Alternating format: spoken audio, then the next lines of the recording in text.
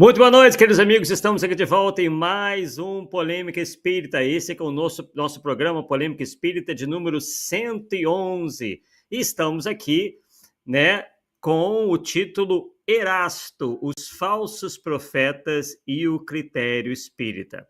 Bem, hoje, pessoal, não contaremos aí, infelizmente, com a presença do nosso querido Paulo Neto, né, que está no momento, num outro compromisso, também voltado para o Espiritismo, não poderia deixar de ser, não é mesmo?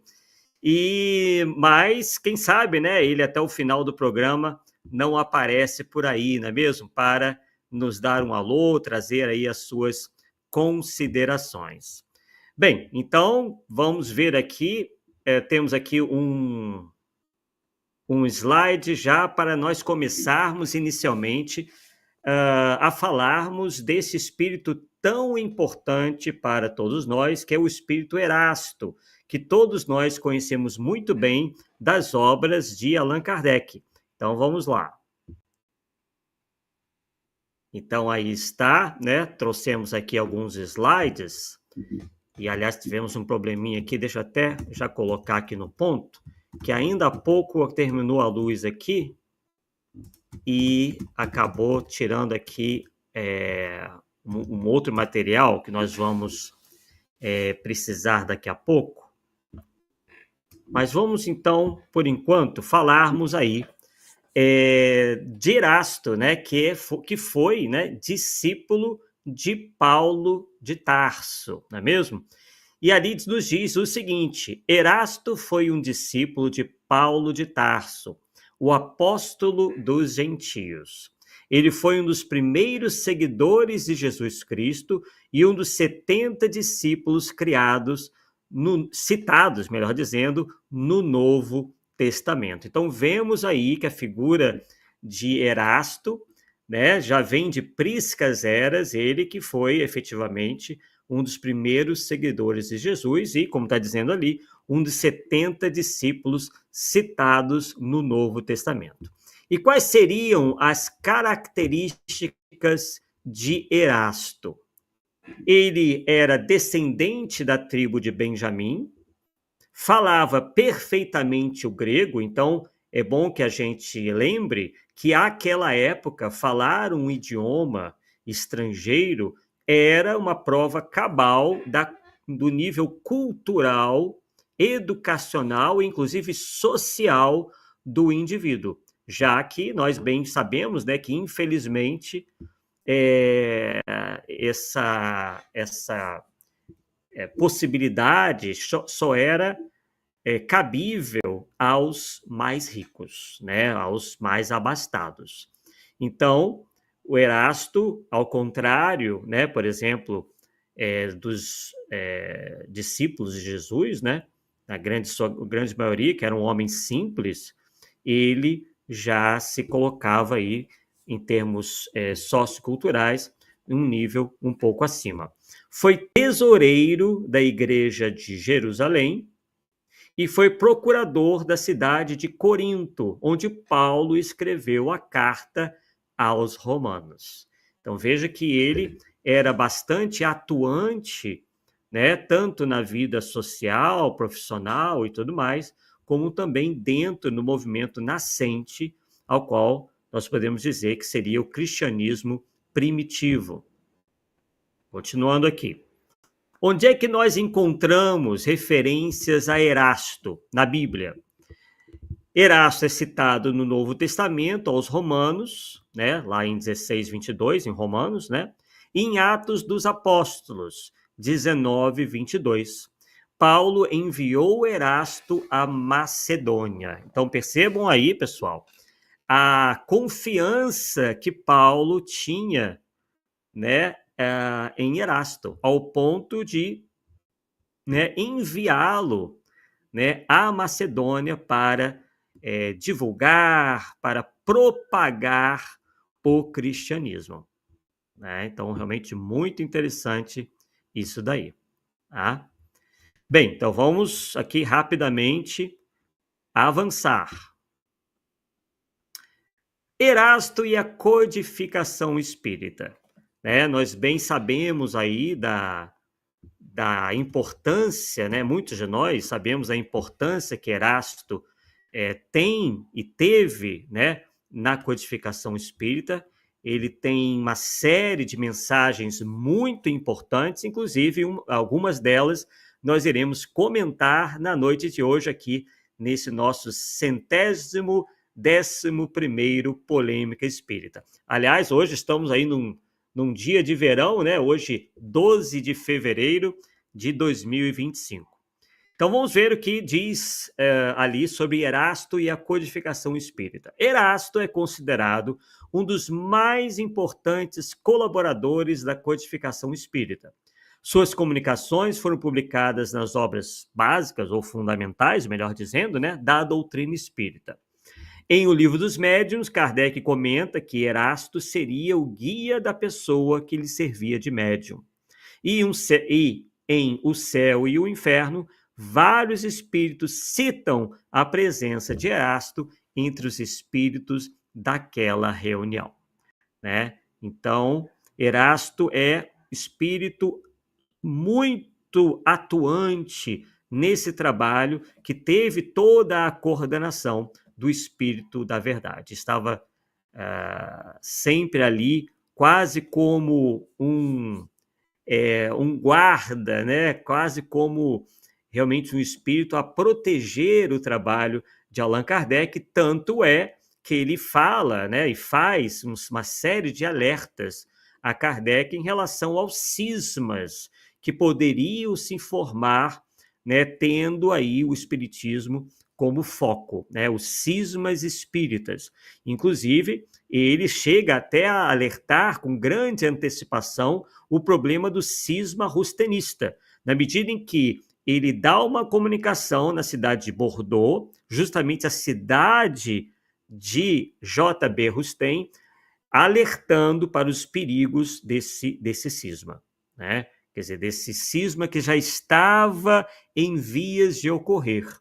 E ele chega a dizer que realmente que esses espíritos encarnados e desencarnados iriam aí se valer da capa da religião para propagar princípios dissolventes, isto é, que faria com que os espíritas se desentendessem, causando assim um racha, um cisma no movimento espírita, que é o que, aliás, aconteceu, né, com a publicação do livro Os Quatro Evangelhos, de Jean-Baptiste Rusten. Então, esse breve introito aqui, né, em relação à figura do Erasto, e vamos agora comentar um pouco de algumas mensagens que Erasto nos trouxe acerca dos falsos profetas. E depois ele também comenta sobre o critério espírita. Mas antes disso, vamos aqui cumprimentar quem já está aqui conosco.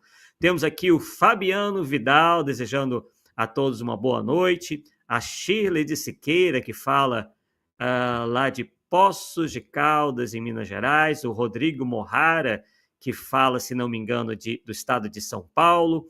Temos aqui também o Marcos Casella, ou Cassela, né? Acredito que seja Casella, também desejando aqui uma boa noite. Nossa querida também Fernanda Linhares, falando daquela feia cidade chamada Florianópolis, que ninguém quer ir, ninguém quer morar lá, né? É uma festa. Sempre aqui brincando, né, com a Fernanda em relação à bela cidade de Florianópolis, assim como também uma cidade que eu gosto bastante, que é São Paulo, e nós já estivemos também, né, em Poços de Caldas, quando fazíamos a viagem entre Rio e Goiânia de carro. Sempre que podíamos, elegíamos ali Poços de Caldas, né, como cidade ali para nós descansarmos, né, na viagem.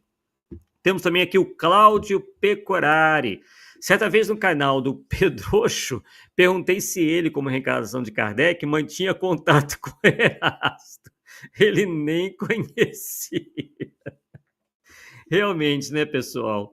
O conhecimento doutrinário desses falsos médios, né, desses embusteiros, é lamentável, né? Realmente deixa muitíssimo a desejar. E temos aqui também a Cristina Sobreira, falando lá de Juiz de Fora, cidade também que já estivemos algumas vezes, cidade que faz e que realiza, em que são realizados vários eventos espíritas super interessantes, né? Realmente eventos espíritas raiz, realmente, né? Bem, então vamos lá, vamos comentar um pouquinho sobre uma mensagem que Erasto nos traz sobre os falsos profetas. Então, há uma mensagem que ele nos diz o seguinte, pessoal, prestem atenção e a gente vai comentando aí. Os falsos profetas não existem apenas entre os encarnados, mas também, e muito mais numerosos, entre os espíritos orgulhosos, que, fingindo amor e caridade, semeiam a desunião. Então, vemos aí, aquilo que nós comentávamos sobre a questão do cisma rustenista. Eles, quando a gente olha, quando a gente lê a obra de J.B. Rustem, ou Jean-Baptiste Rustem, né, chamado Os Quatro Evangelhos, a gente vê ali uma obra que está repleta de palavras como amor, caridade e tudo mais, não é mesmo? Só que ele faz justamente esse alerta, que são espíritos orgulhosos, no caso aí, para quem ainda não conhece bem essa obra, que foi publicada já na época em que Kardec estava ainda entre nós, né, no mundo físico, essa obra é atribuída ao espírito de Moisés e os evangelistas. Tá? Então, já vemos aí que é uma obra com claras características de ser uma obra mistificatória, isto é, espíritos se fazendo passar por outros espíritos para justamente adquirirem credibilidade.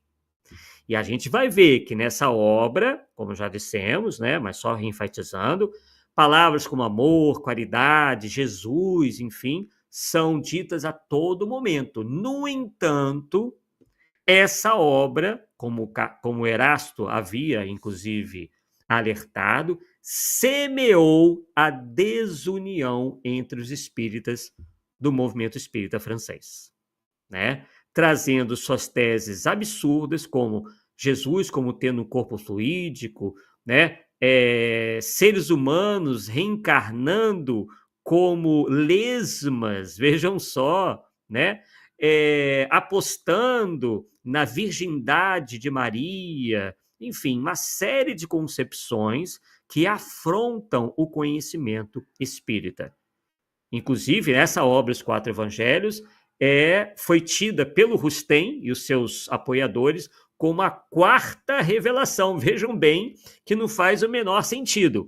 A terceira revelação estava em curso, mas já tinha a quarta ao mesmo tempo. Quer dizer, enquanto que nós tivemos aí um espaço enorme de tempo entre a primeira e a segunda e a terceira, a quarta surge praticamente ao mesmo tempo da terceira. Então, uma obra cheia de problemas doutrinários, problemas até mesmo científicos, lógicos, né, de problemas de lógica, e realmente trouxe uma série de problemas a Kardec e ao movimento espírita francês. Então, Erasto diz que esses espíritos orgulhosos, fingindo amor e caridade, semeiam a desunião e retardam o trabalho de emancipação da humanidade. Claro, na medida em que eles vêm para tentar destruir o espiritismo, eles, obviamente, estão, de alguma forma, retardando o progresso da humanidade, né? Esse trabalho de emancipação da humanidade. E continua ele dizendo: impingindo-lhes os seus sistemas absurdos através dos médiuns que os servem. No caso específico de Jean-Baptiste Rustem, ele se utilizou de uma única médium, a Madame Collignon, que, aliás, era uma médium respeitável, né? Uma médium, inclusive, inconsciente. Quando ela, né, dava passividade para os espíritos, ela entrava realmente numa inconsciência praticamente completa, tá? Ou se não, total realmente, né? Só que ela mesma foi vendo, foi percebendo que essas mensagens tinham problemas. No entanto, J.B. Rustem insistia muito com ela para que ela concluísse o trabalho. Né? Então, ela mesma começou a desconfiar que ali havia algum problema.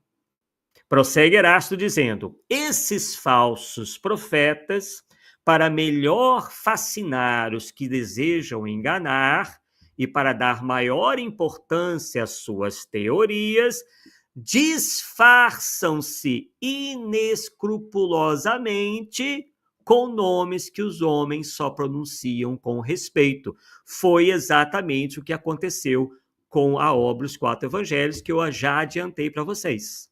Né? Que se utiliza do nome de Moisés e dos 4 evangelistas, né? Para justamente adquirir essa credibilidade, tá?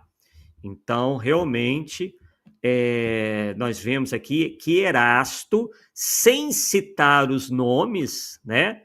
Ele dá todas as pistas. E por que os espíritos superiores fazem isso, pessoal?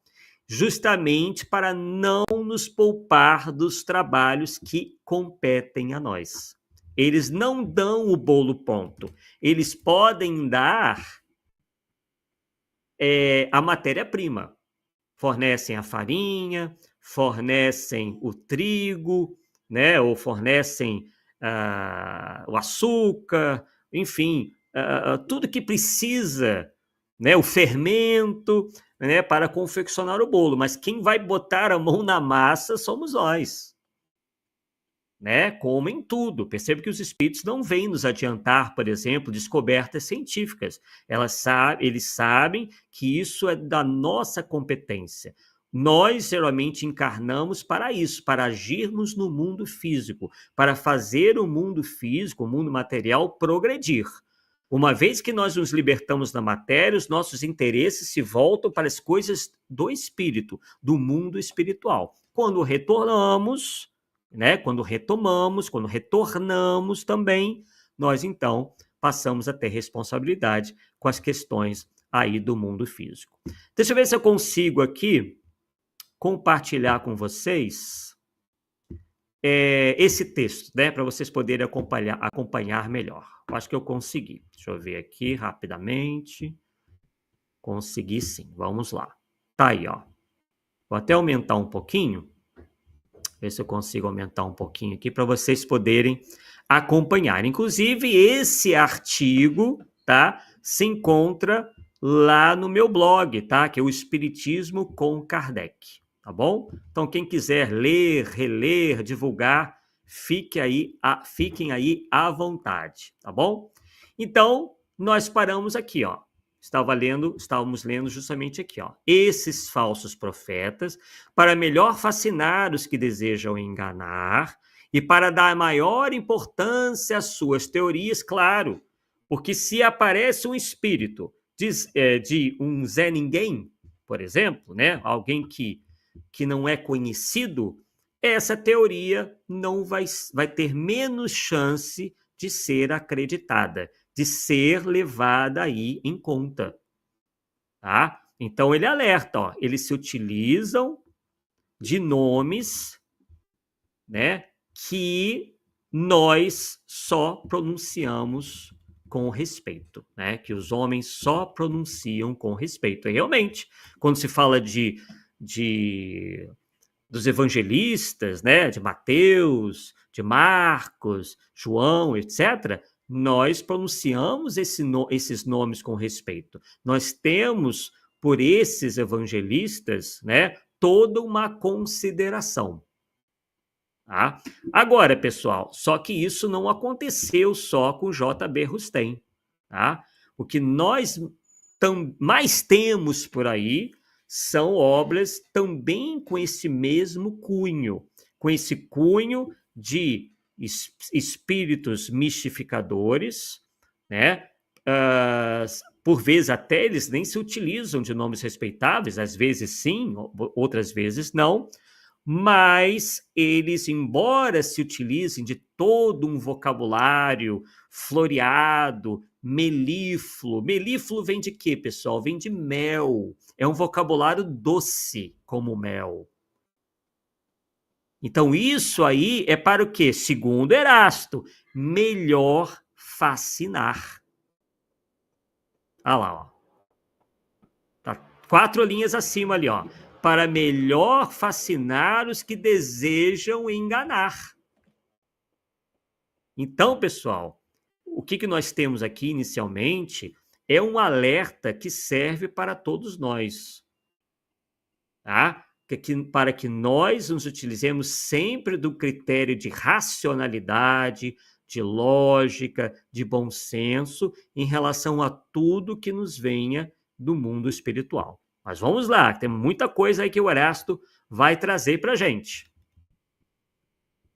São eles que semeiam os germes das discórdias entre os grupos, tal como aconteceu no movimento espírita francês e como também acabou ressoando aqui no movimento espírita brasileiro.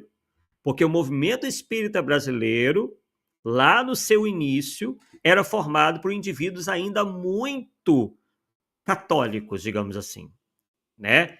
Para eles era inconcebível, por exemplo, imaginar Maria sem ela ser virgem. Tá? Enquanto que nós aprendemos aqui, inclusive com o próprio Paulo Neto, que virgem na época era o nome que se dava a qualquer moça muito jovem. Tá? Então, não se concebia àquela época, né, que uma moça muito jovem não fosse virgem. Então, por isso que os termos se confundem. Porque só poderia ter relações sexuais uma jovem depois do casamento. Tá? Não é como hoje, né, em que muitas, não estou falando de todas, pelo amor de Deus, mas que muitas moças jovens, né, já tiveram sua primeira experiência sexual, se casam sem serem virgens. Mas a gente tem que fazer essa comparação porque nós estamos falando de uma sociedade completamente diferente da nossa, há 2020 e poucos anos atrás.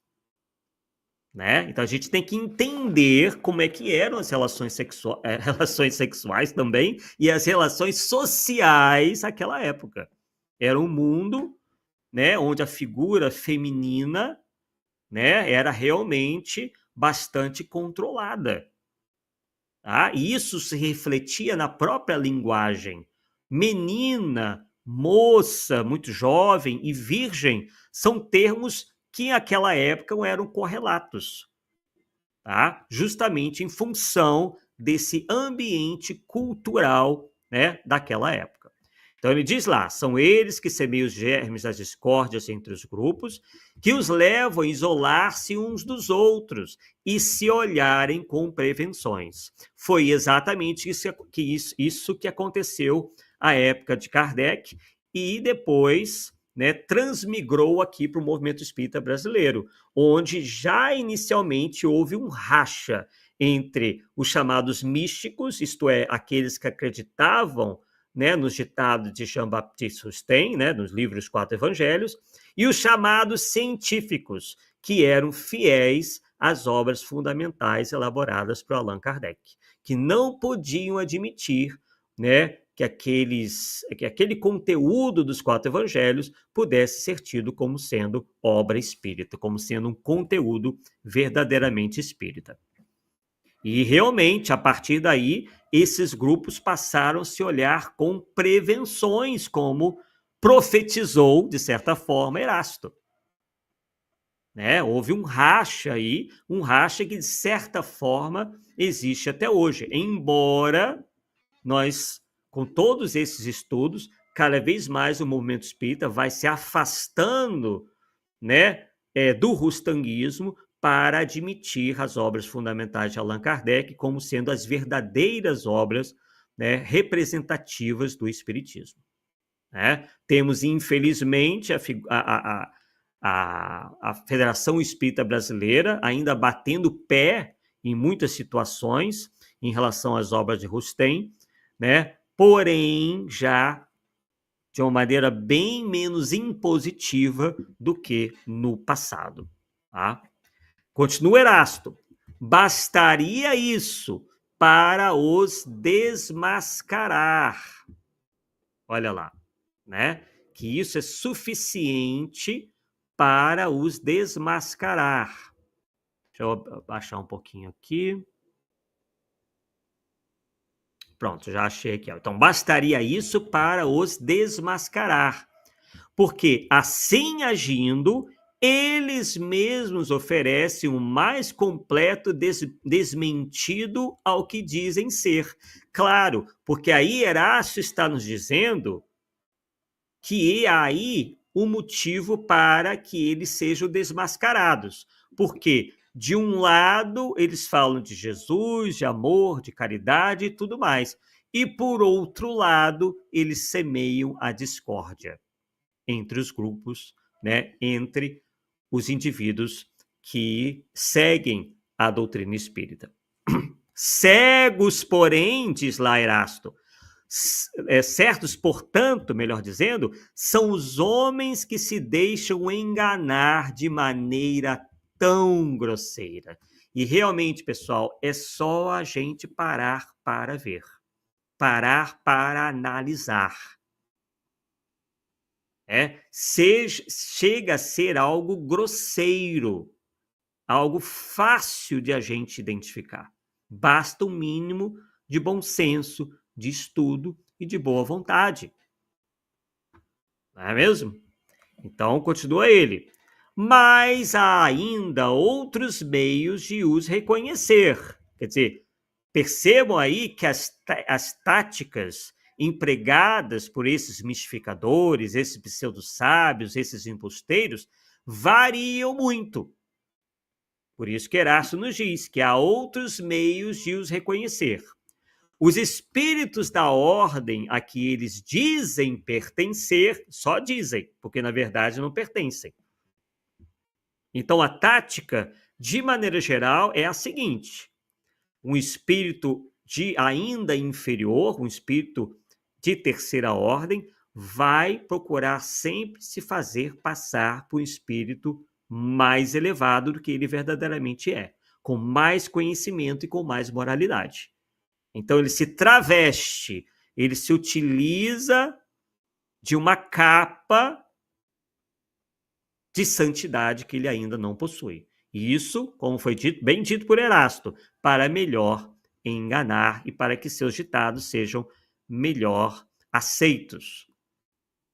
Então Erasto diz: devem ser não somente muito bons, mas também eminentemente racionais. E aí, pessoal, vai aquela nossa velha sugestão aos espíritas, né? Que é justamente, opa, até saí aqui, mas eu vou colocar de novo. Justamente a questão de nós não nos pautarmos tão somente por esses indícios de bondade e de caridade, tá? É importante que a gente vá além das palavras, ok? Vá muito além disso. Bem, deixa eu aqui voltar com o nosso... Você vê que tá caindo toda hora aqui a nossa... Tem que colocar novamente. Mas vamos lá, sem problema nenhum. Vamos prosseguindo aqui. Vamos compartilhar novamente para que vocês possam visualizar. Bem, ainda está carregando ali, mas a gente vai lendo enquanto carrega. Então, cegos são os homens que se deixam enganar de maneira tão grosseira. E aí ele prossegue, que esses espíritos da ordem a que eles dizem pertencer devem ser não somente muito bons, mas também eminentemente racionais. Então, o que a gente deve procurar não é só bondade nos ditados, mas sim procurarmos racionalidade.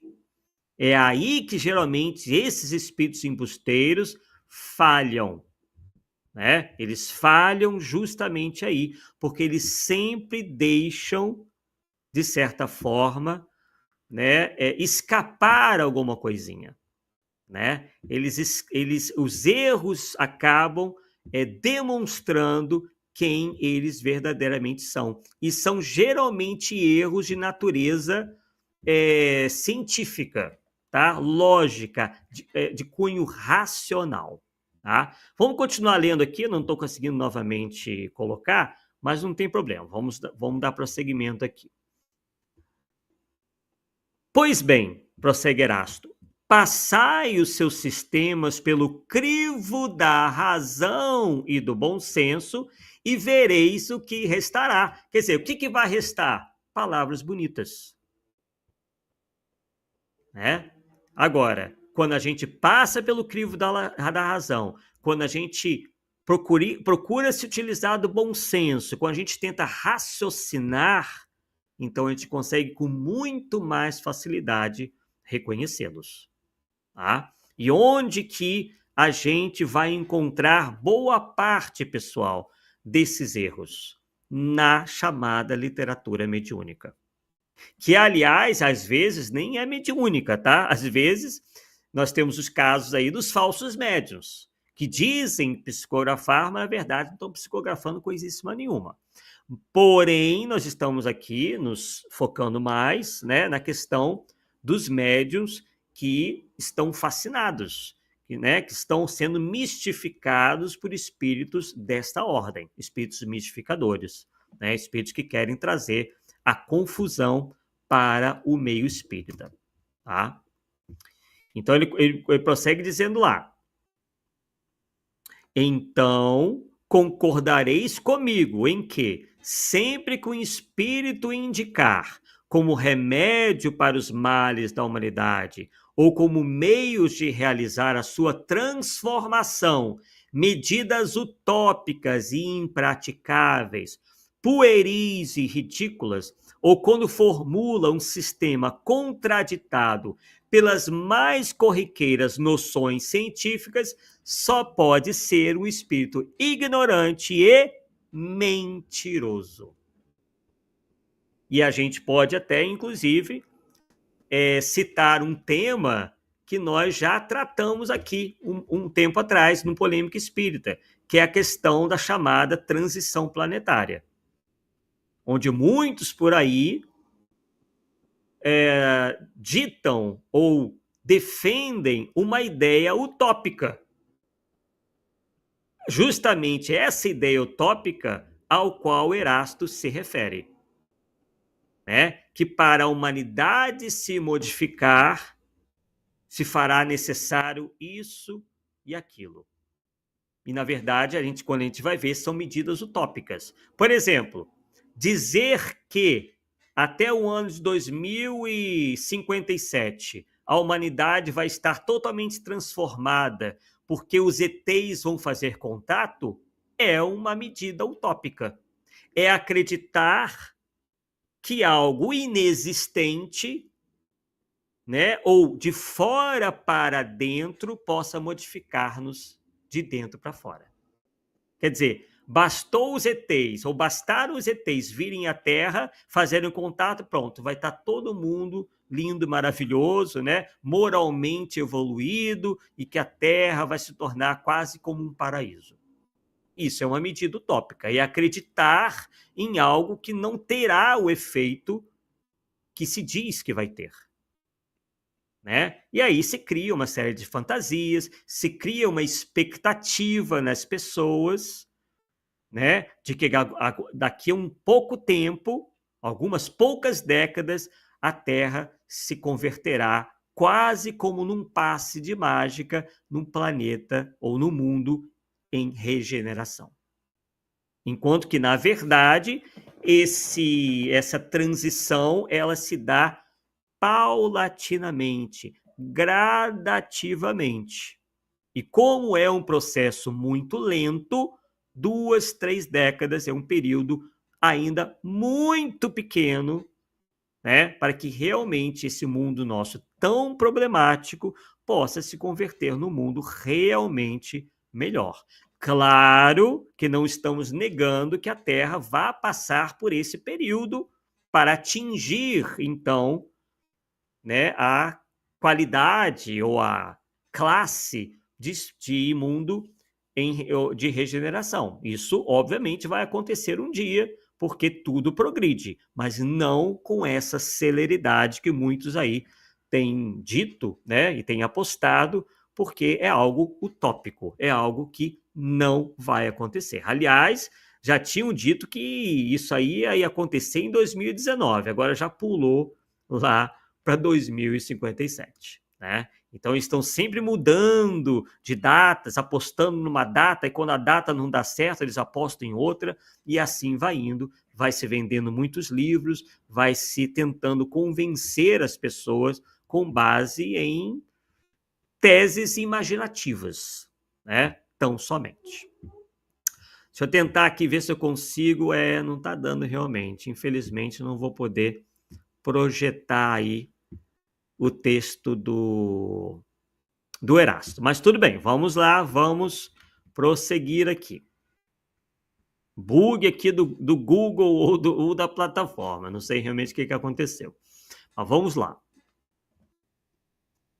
Então, eles dizem, também, o Erasto diz também que quando há uma série de erros científicos, e a gente vê muito isso nessas obras mediúnicas de terceira categoria, né? Erros científicos dos mais variados, tá? Indicando que são espíritos ignorantes, palavras do Erasto, e mentirosos.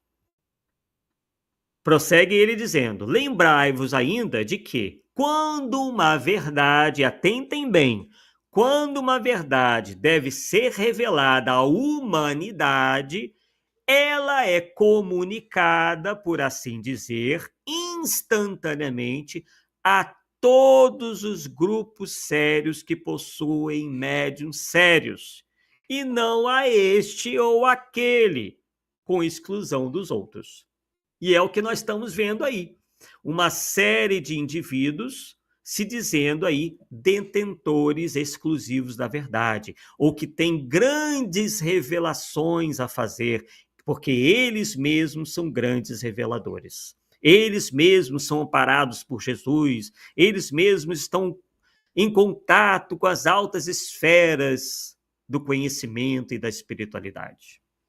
Por vezes se dizem a reencarnação também de alguém respeitável, ou se dizem filho ou parente em alguma outra encarnação passada de alguém também respeitável, né? Isso tudo para adquirir a credibilidade que não possuem por meio do trabalho.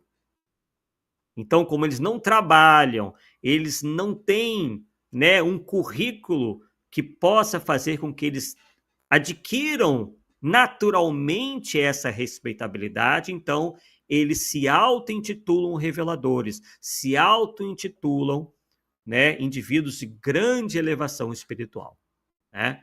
E isso que Erasto nos fala anteriormente, que quando uma verdade realmente importante tem que ser revelada, ela é revelada a todos ao mesmo tempo.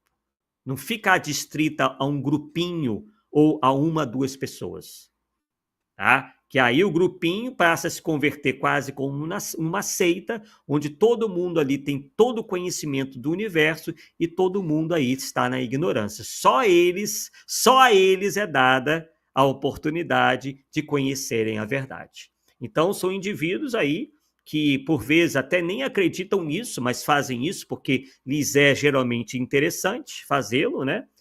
E, às vezes, quando estão verdadeiramente fascinados, eles realmente chegam a acreditar que sejam indivíduos especiais, sejam iluminados, tá? Então, isso acontece bastante. Nós, lá no canal Arthur Azevedo Difusão Espírita, temos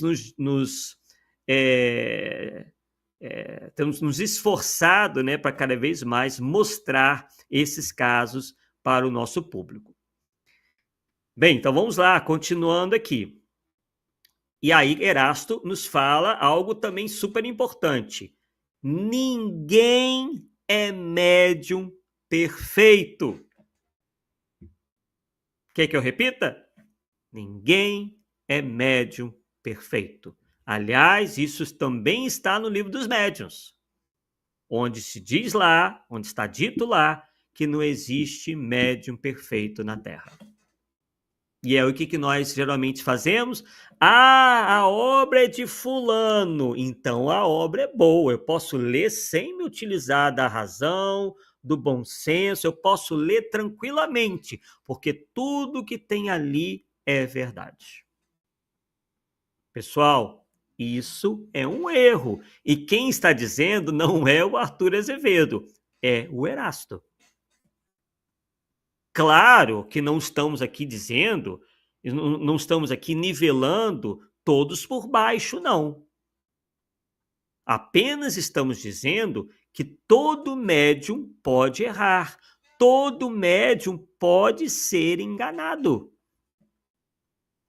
Porque todos aqueles que aqui encarnam ou reencarnam, melhor dizendo, são espíritos ainda passíveis de melhoramento. Não são espíritos que chegaram, né, à perfeição. Aliás, 99,9% de nós estamos ainda bastante distanciados disso. Não que, então, nós devamos jogar tudo fora do que vem através desses médiuns.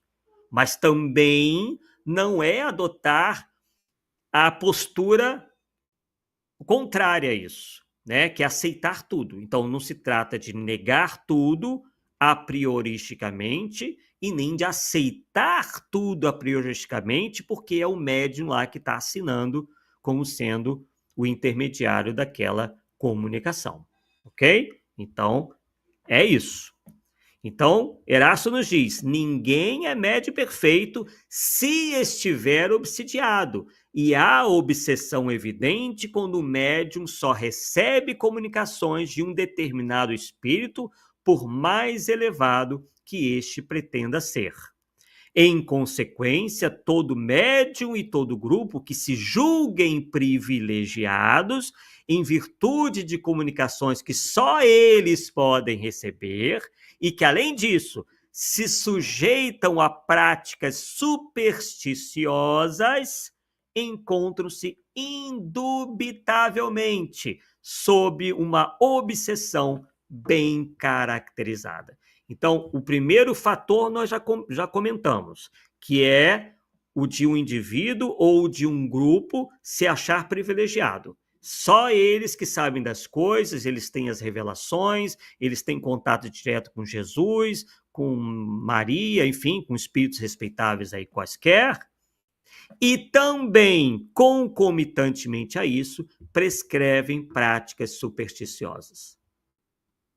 Do tipo, se você acender uma vela, você vai estar atraindo a luz para você. Se você usar um amuleto no pescoço ou no braço, você está mais protegido do que as outras pessoas. Essas práticas são práticas supersticiosas. Por quê? Porque se atribui a objetos materiais um poder que eles não têm. E isso o Espiritismo nos ensina.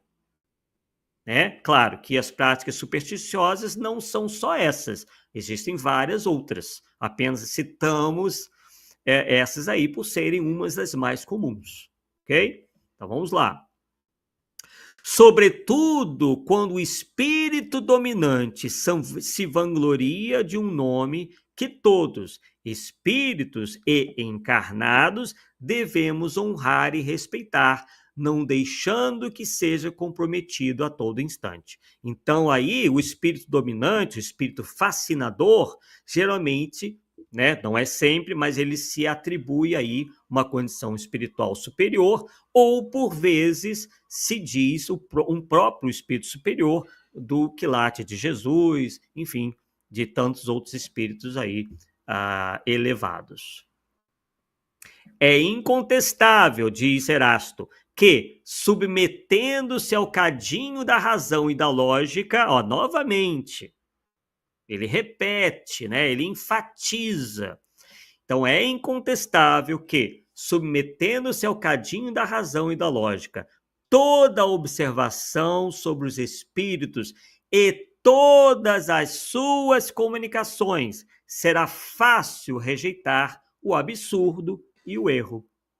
Então, qual é o convite de Erasto para nós? É que nós submetamos tudo, todas as comunicações, todos os espíritos ao cadinho da razão e da lógica. Quando estivermos numa reunião mediúnica, esse é o critério. Quando lermos um livro mediúnico, esse é o critério. Quando analisarmos o comportamento de um médium, esse é o critério. Não tem como fugir disso. A não ser que nós queiramos ser enganados. Aí vai do livre-arbítrio de cada um. Mas o aviso foi dado. E não foi só uma vez que Erasto fez isso, ou que os espíritos fizeram isso. Por exemplo, Kardec pergunta aos espíritos São Luís, sobre a figura do tal Saint-Germain. Vou dar um exemplo, que nós tratamos aqui também no Polêmica Espírita. Veja como que os programas do Polêmica Espírita nos trazem, né, nos têm trazido aí tantas informações interessantes. Kardec pergunta sobre Saint-Germain. Pergunta se ele realmente teria sido um agênere, como o povo naquela época costumava dizer que ele era, porque ele aparecia num lugar, depois desaparecia, entre aspas, e aparecia no outro.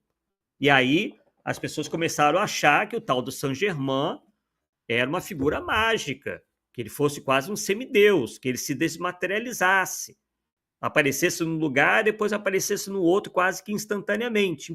Então isso seria mais ou menos o que acontece com o fenômeno dos agêneres.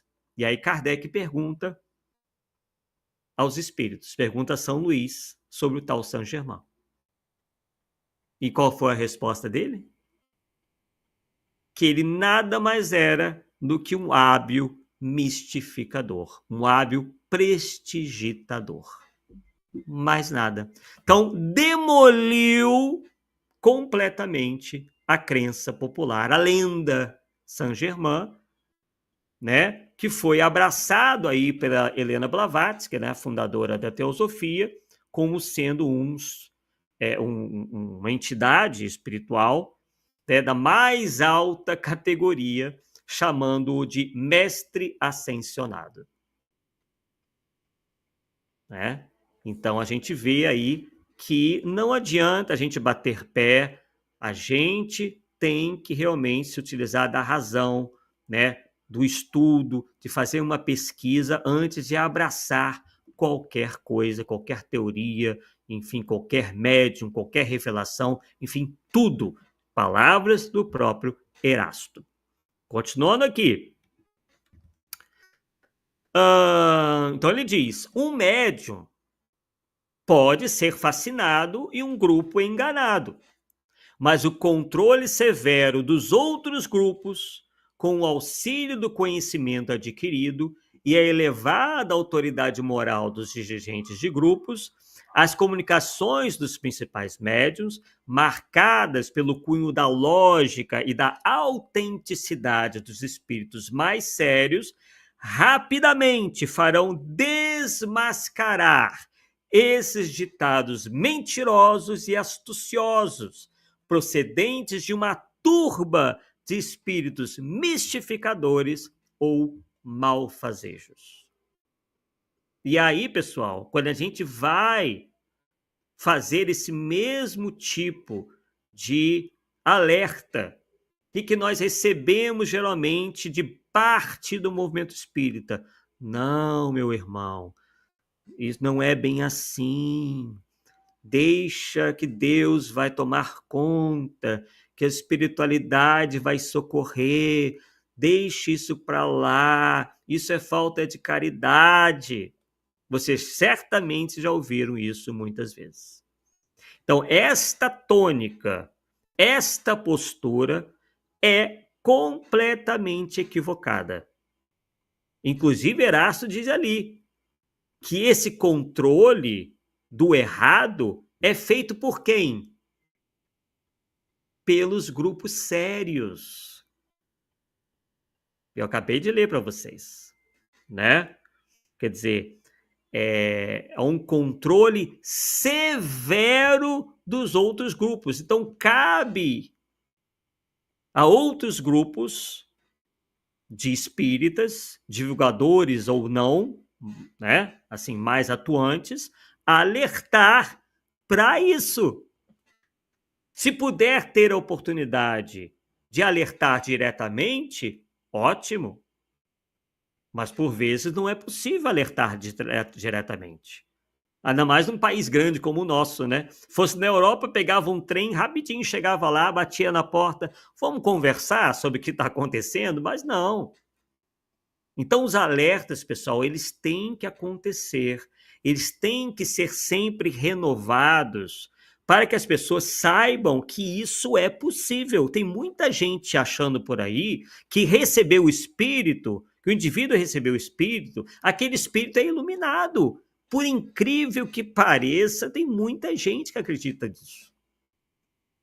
E aí que entra a questão da identidade dos espíritos, a escala espírita, mostrando que os espíritos estão, cada um, em uma faixa evolutiva diferente.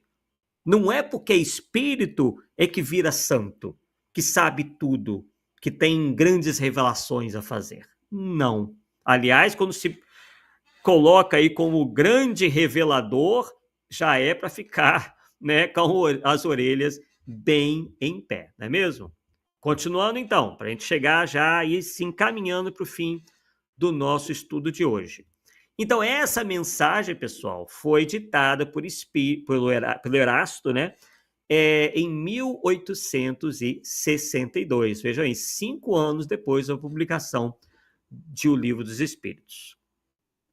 E aí, pessoal, ele fala um pouco também do critério da concordância universal, dizendo o seguinte, que a melhor garantia de que um princípio é o expressar da verdade se encontra em ser ensinado e revelado por diferentes espíritos, com um concurso de médiuns diversos, desconhecidos uns dos outros em lugares vários, e em ser, ao demais, confirmado pela razão e sancionado pela adesão do maior número.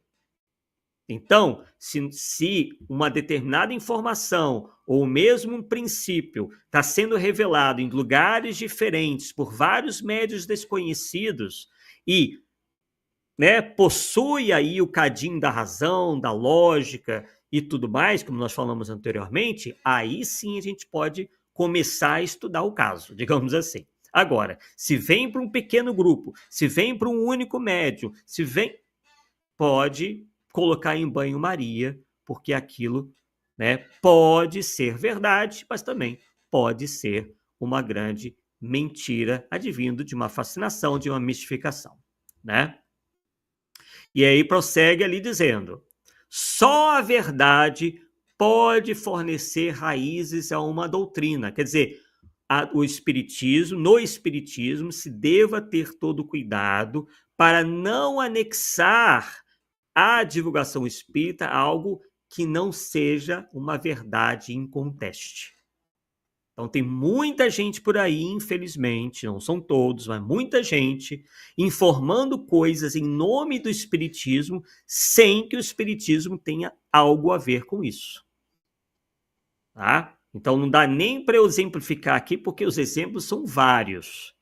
Tá? Na internet, então, depois das redes sociais, principalmente depois do YouTube, isso aí se proliferou de uma maneira muito rápida.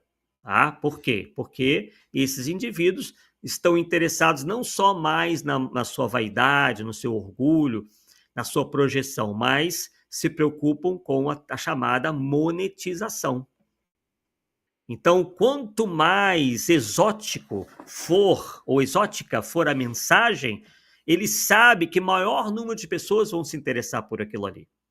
E é isso que vai atrair maior público. Então, por isso que esses indivíduos, ou esses grupos de indivíduos, têm tido aí grande sucesso, né, em termos numéricos, porque falam o que as pessoas querem ouvir, sem se preocuparem com a verdade.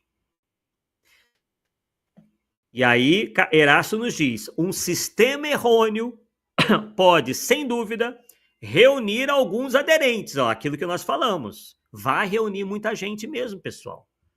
Então, vocês têm que ficar alertas. Não é porque um canal na rede social é com muita gente que ali vai ter uma qualidade de ensino bom. Tá? Mesmo porque os números podem ser até falseados. Hoje há métodos utilizados por essas pessoas de aumentarem o número de seus seguidores, o número de visualizações de maneira artificial. Eles fazem isso justamente para atrair as pessoas. Poxa, esse canal tem muita gente vendo, tem muita gente acompanhando, eu vou acompanhar também. Então, eles mexem com o psicológico das pessoas desta maneira. Então, o Erasto nos diz que esse tipo de postura, essas mistificações vão reunir alguns aderentes. Mas, como lhes falta a primeira condição de vitalidade, efêmera será a sua existência. Só que aí, mesmo sendo curta, mesmo sendo efêmera, né, a existência desses canais, desses grupos, enfim, dessas mensagens cheias de mentiras, isso não deixa de causar um reflexo negativo na propagação do espiritismo. Tá? Porque é aquela coisa, né? De grão em grão, a galinha vai enchendo o papo, né? Então, isso foi dito, pessoal, lá no capítulo 31 de O Livro dos Médiuns. Tá? Então, para vocês aí, caso queiram dar uma conferida lá. Então, nós comentávamos também que Allan Kardec, também no Livro dos Médiuns, né, já falava disso. Ele já elucidava quanto às intenções dos espíritos quando esses se prontificam a realizar previsões e revelações retumbantes. Nós encontramos agora Kardec dizendo o seguinte: de que serve o ensino dos espíritos, dirão alguns, se não nos oferece mais certeza que o ensino humano? Fácil é a resposta. Não aceitamos com igual confiança o ensino de todos os homens. E entre duas doutrinas, preferimos aquela cujo autor nos parece mais esclarecido, mais capaz, mais judicioso, menos acessíveis às paixões. Do mesmo modo, se deve proceder com os espíritos, diz Kardec. Se entre eles há os que não estão acima da humanidade, muitos há que a ultrapassaram. Estes nos podem dar, sim, ensinamentos que em vão buscaríamos com os homens mais instruídos. É a distingui-los da turba dos espíritos inferiores que devemos nos aplicar, se quisermos nos esclarecer. E é essa a distinção que conduz o conhecimento aprofundado do Espiritismo. Olha lá. Então, Kardec está dizendo que, se nós quisermos ter um conhecimento aprofundado do Espiritismo, nós temos que saber diferenciar quem é espírito confiável e qual espírito não é confiável. E isso, pessoal, não é tão simples, porque a maioria de nós, como eu disse lá no início, se deixa levar pelo vocabulário floreado, melífluo, adocicado. E aí, entre esse vocabulário, essas frases de efeito, é que a gente deixa passar os absurdos. Né? Então, por exemplo, vou dar um exemplo aqui entre encarnados. Porque existem os falsos profetas da erraticidade e existem os falsos profetas encarnados. Não é isso que nós aprendemos? Então, houve na década de 1970, 1980, um guru indiano chamado Osho. Quando a gente, às vezes, vê uma frase desse guru indiano Osho, a gente para assim, poxa, é interessante, isso parece bastante crível, até moralmente elevado, né? Só que, quando a gente vai se aprofundar melhor, a gente não pega aquelas frases soltas, quando a gente vai no histórico de vida do tal do guru indiano e tem conhecimento do que ele foi capaz de fazer, inclusive há imagens disso feita pelo próprio grupo dele, né? Onde nós encontramos ele envolvido em várias práticas, né, que eu nem vou mencionar aqui para não derrubar o canal. Então, é aquilo que o Horácio nos adverte. Eles vêm com todos esses pensamentos até interessantes, a gente olha assim, realmente, não há nada para falar disso, não há nada para falar daquilo. Porém, eles vão se trair sempre em algum momento, seja no próprio comportamento ou até mesmo naquilo que eles dizem. Tá? Porque em meio a 99 verdades vai ter aquela mentira, né? E a gente vai acabar aceitando a mentira como sendo pertencente às verdades.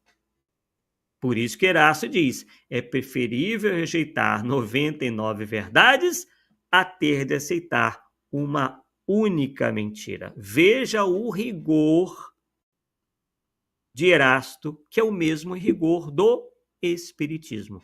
Nós estamos sendo rigorosos naquilo que nós ouvimos, naquilo que nós vemos, naquilo que nós lemos?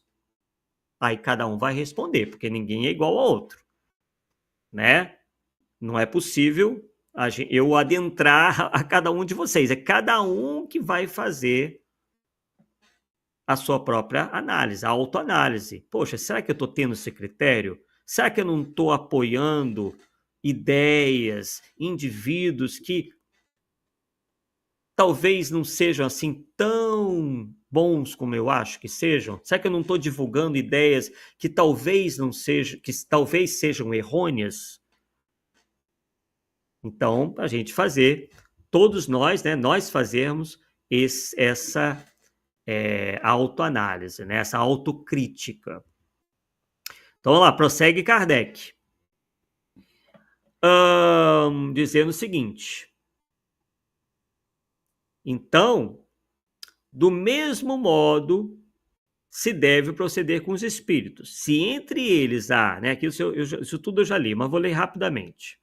Não, vou voltar aqui, né? Porque no trecho onde eu parei, para não ter que voltar muito.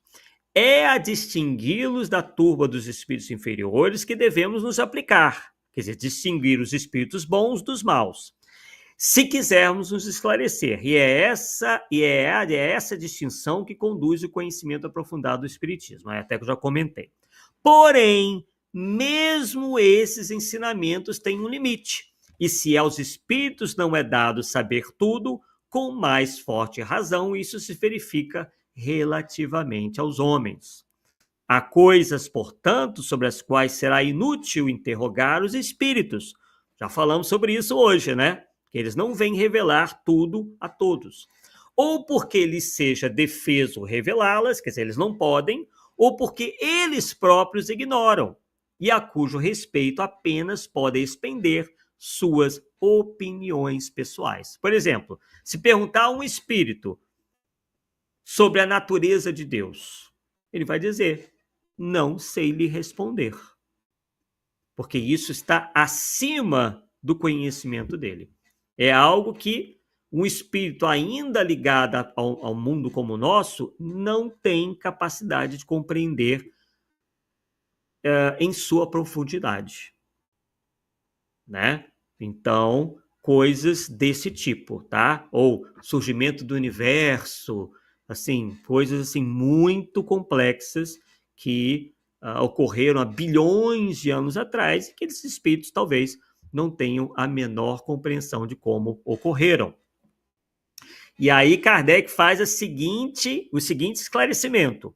Ora, são essas opiniões pessoais que os espíritos orgulhosos apresentam como verdades absolutas, sobretudo acerca do que deva permanecer oculto. Olha lá, aquilo que nós dizíamos, como o futuro e o princípio das coisas.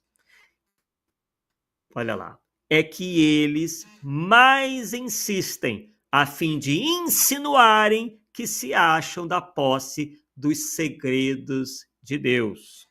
Por isso, esses pontos é que mais contradições se observam. Qual é, pessoal, a característica que nós encontramos nas mensagens dos espíritos mistificadores, dos pseudo-sábios, dos embusteiros, ou também desses falsos médiuns, ou então indivíduos que se acham reveladores? Não há coerência no que eles dizem. Não há concordância com o que eles dizem. Podem perceber. Tá? Peguem temas em que eles afirmam coisas e confrontem com as versões que eles dão. Não bate. Essas versões não batem. Elas são discordantes entre si. Tá? Agora, algo que não acontece entre os espíritos superiores. Os espíritos superiores são concordantes entre si, porque eles efetivamente têm o conhecimento da verdade. Ah, Arthur, mas eles não sabem tudo. Ok, é um conhecimento relativo da verdade. Ele é limitado, porém, por muitas vezes, como o próprio Kardec disse, estão acima, né, do conhecimento de qualquer encarnado. Os espíritos sérios, verdadeiramente superiores, têm sim esse conhecimento. Né? Então, continuando aqui. Por isso, esses pontos, como eu já li, né, é que mais contradições se observam. Então, pessoal, a gente deve seguir, né, o exemplo e o conselho de Erasto em O Livro dos Médiuns, desta feita no capítulo 20, no item 230. Anotem aí. E é com essa mensagem que nós vamos dar por encerrado, né, o nosso Polêmica Espírita de número 111, onde ele nos diz o seguinte: em relação à postura, aliás, desde que uma opinião nova se apresenta, por pouco que nos pareça duvidosa, passai-a pelo crivo da razão e da lógica. O que a razão e o bom senso reprovam, rejeitai ousadamente. Olha lá, ele não nos desestimula a rejeitar. Ele fala, rejeitai ousadamente. Hoje em dia está ao contrário. Se você rejeita uma teoria maluca, você é tido como alguém que é radical, que é perseguidor, que é anticaridoso, que é antifraterno, que é julgador. Vocês estão vendo a diferença, pessoal, entre a postura dos espíritos perante Allan Kardec, sob a coordenação do Espírito da Verdade, e o que surgiu depois? Vocês estão vendo o estrago que foi feito na mentalidade dos espíritas brasileiros, quase que de maneira geral, quando não se debate mais, não se analisa mais, tudo que vem dos espíritos é lindo e maravilhoso, as pessoas estão aceitando tudo. Isso é um perigo. Isso é um perigo. É por isso que nós estamos vendo aí o império dos falsos médiuns crescendo, o império da lixeiratura mediúnica crescendo, porque as pessoas abdicaram do uso da razão na análise disso tudo. Não é mesmo? Então vamos lá, continuemos. Então, passaia pelo crivo da razão e da lógica. O que a razão e o bom senso reprovam, rejeitai ousadamente. Vale mais repelir 10 verdades do que admitir uma só mentira. E aí, pessoal, em relação à postura de alguns com relação aos ditados dos espíritos, é agora Kardec quem comenta dizendo o seguinte: os crentes, quer dizer, aqueles que acreditam, né? Crente não é só o evangélico, não, né? Crente, na acepção da palavra, é todo aquele que acredita em algo. Então, os crentes apresentam 3 nuances bem caracterizadas. Os que não veem nessas experiências senão uma diversão, um passatempo, mas que não vão além. Há em seguida as pessoas sérias, instruídas, observadoras, às quais não escapa nenhum detalhe e para as quais as menores coisas são objeto de estudo. Vêm em seguida os ultracrentes, os crentes cegos, aos quais se pode censurar um excesso de credulidade, aos quais a fé insuficientemente esclarecida, é uma fé insuficientemente esclarecida, lhes dá, olha lá, uma total confiança nos espíritos, que lhes emprestam todos os conhecimentos e, sobretudo, a presciência. Quer dizer, o que é a presciência? É o chamado dom da profecia, no sentido de dom da previsão. E é o que mais nós temos por aí, né? Também essas previsões furadas, né, que muitos dão por aí. Nós citamos hoje o tal do ano 2057. No passado, mostramos aqui para vocês a questão da crença no planeta chupão, né? Nós que somos um pouquinho mais antigos, né? Vimos já com preocupação aquela época onde todo mundo dizia que em 1999 para 2000 viria o planeta chupão, ia destruir 2/3 da humanidade, que a todo mundo ia ser chupado lá, né? Termos da época, né? Planeta chupão, ia ser sugado lá para o planeta intruso, né? E nada aconteceu. Não houve cataclismo global nenhum, né, que tenha ceifado a vida de 2/3 da população do planeta, que tenha ocorrido aí emersão de continentes e afundamento de outros, como andaram espalhando por aí no meio espírita. E agora, não satisfeitos, né, eles vêm com essas previsões aí de que até 2057, pronto, o nosso problema vai estar todo quase resolvido, os ETs vão fazer contato, vão nos ensinar tudo e a gente vai se tornar espírito superior e o planeta Terra, um mundo de regeneração. Entre outras tantas fantasias, tá? Apenas aquelas que dizem mais respeito ao que Kardec e Erasto nos apresentaram, né, nesses seus escritos, nessas suas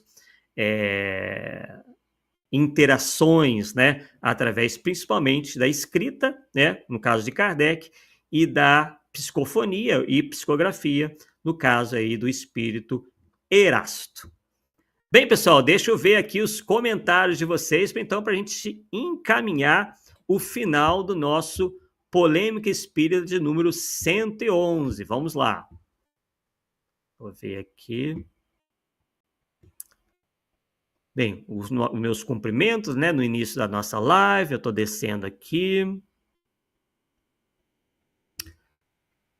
Fernando Linhares, ele dizendo o seguinte: ele é tão sem noção que ele mesmo disse certa feita que as frases de Erasto são frases de efeito.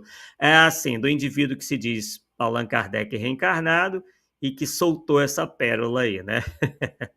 Cláudio Pecorari, lembrando, né, que a obra Os Quatro Evangelhos de J.B. Rustem, além de se auto-intitular A Quarta Revelação, também se auto-intitulava A Revelação da Revelação. Exatamente isso, bem lembrado pelo Cláudio Pecorari. Fernanda Linhares, não sei de onde ele tirou que Kardec não é lá flor que se cheire, que vivia em lugares escuros para não dizer outra coisa. Que Kardec participava de festas também, umas loucuras dessa, né? Deixa Deixa eu ver aqui mais comentários. A Cristina Sobreira aqui nos lembra, né, realmente do Pacto Áureo, né? Que foi justamente uma tentativa de unificação do movimento espírita, porém tendo a Federação Espírita Brasileira a coordenar tudo isso, né? Só que federação esta que propagava muito mais Rustem do que Kardec, né? O que a Fernanda Linhares está dizendo aqui, ó. É sabido que o pessoal da FEB estuda a obra de Rustem 2 vezes por semana, até hoje, né? Cristina Sobreira participando aqui, dizendo o seguinte: no livro dos Médios, Kardec já nos orientava quanto às comunicações que poderiam começar com informações corretas e mesclando com informações erradas, desta forma envolvendo. Exatamente. Perfeito, Cristina. Eduardo Pessoa, mas a priori já foi aceito no Brasil a ideia da existência de colônias, umbrais, etc., usando-se como critério de ratificação dessas ideias apenas a repetição delas por médios diferentes. Pois é, essa é uma questão que eu particularmente ainda considero em aberto, tá? Talvez, tá? Não estou aqui nem atacando a ideia, mas talvez por uma questão mesmo de se tornar uma crença geral, né? Mas eu acredito que esse seja um tema que necessita ainda de maiores aprofundamentos. Quem tem feito aprofundamento bem interessante sobre isso é justamente o Paulo Neto, que infelizmente não está aqui no nosso Polêmica Espírita, mas estará nos próximos, tá? E há estudos dele sobre isso.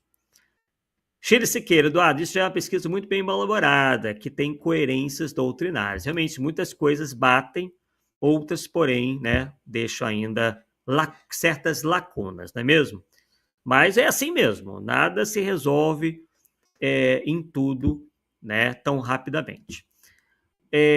Fernanda Linhares dizendo, Arthur, respeita o Saint-Germain, porque ele agora é governador espiritual. Pois é, boa lembrança da Fernanda, que está brincando aí, né? Que muitos já disseram que Jesus não é mais, assim, o diretor espiritual da Terra, e sim Saint-Germain, aquele mesmo que São Luís diz que era um hábil prestidigitador. Vejam bem, né? Vamos lá. Deixa eu ver aqui, alguns debatezinhos normais. Vamos ver aqui. Bem, eu acredito que seja isso, né? Bem, a opinião aqui do Abraão José, né? A gente respeita, mas não quer dizer que concorde inteiramente. Mas isso foi escrito no século XIX. Bem, depende, né, do que você esteja falando, de acordo com o grau evolutivo da época. Meu amigo, o grau evolutivo das pessoas do século XIX não é tão diferente, tá, dos de hoje. O que nós temos mais é tecnologia, tá? Inclusive, a maioria dos cidadãos comuns hoje não tem nem 1% do conhecimento que tinha Allan Kardec no século XIX. É o que eu sempre já disse, eu não estou falando só para você. Século XIX não é pré-história. Tá? Boa parte de todos os equipamentos que nós temos na nossa casa foram criados e inventados no século XIX, que justamente foi o boom da maior revolução que houve no planeta, que foi a Revolução Industrial. Tá? O que nós temos hoje são melhoramentos, são aperfeiçoamentos das invenções do século XIX. Tá? Então, não entrem nessa, né, de achar que no século XIX só tinha burraldo, como dizia minha avó, porque isso não é verdade, tá? Um cidadão médio hoje, eu posso garantir, tem talvez menos cultura do que um cidadão médio naquela época, porque a educação naquela época era séria. As pessoas levavam a sério. Não passavam de ano assim, né, como ocorre hoje. A coisa era bem feita, né, ao contrário de hoje em dia. Mas é claro que, em alguns aspectos, né, nós temos mais conhecimentos em algumas ciências do que eles, porque tudo progride. Mas não quer dizer que eles fossem assim tão ignorantes, né?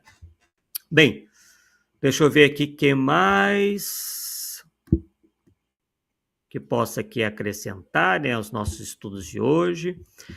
Curitiba 28 dizendo o seguinte, ó, interessante, a falta de compreensão da doutrina espírita propagou a glamorização da mediunidade e dos fenômenos. Perfeito. Hoje vemos os charlatães usando ainda mais da ignorância das pessoas.